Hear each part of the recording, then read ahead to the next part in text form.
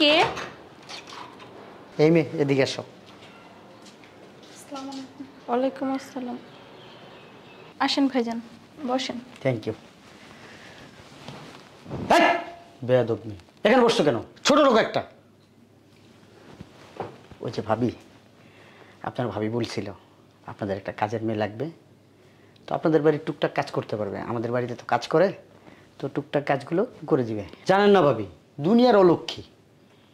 জামাইটা আসিল, জামাইটারে কিছুদিন আগে খাইছে। সংসারও নাই, শ্বশুর শাশুড়ি ছিল, ওইগুলোরও খাইছে। এই মেয়ে, চা বানাইতে পারিস? যা 2 কাপ চা বানাই নিয়ে যা।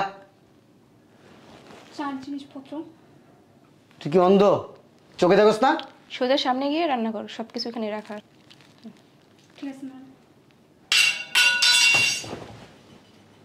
ভাবি, আপনি একটু বসেন, দেখি এবার কি ভাইয়া ফেলছে।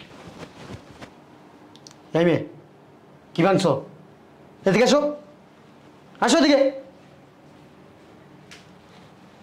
কি ভাঙছো? একটা গ্লাস ভেঙে গেছে। বেয়াদবের বাচ্চা, ভেজাজটাই খারাপ করে দিছে। জানেন না ভাবি, কিছুদিন আগে সিরামিক্সের প্লেট কিনে নিয়ে আসছি 12টা। কি করছে জানেন? ওইখান থেকে 2টা প্লেট ভেঙে ফেলছে। ভাবি, এগুলো আপনি কি বলতেছেন? কি বলতেছি? ঠিকই তো বলতেছি। কয় টাকা বেতন দেন?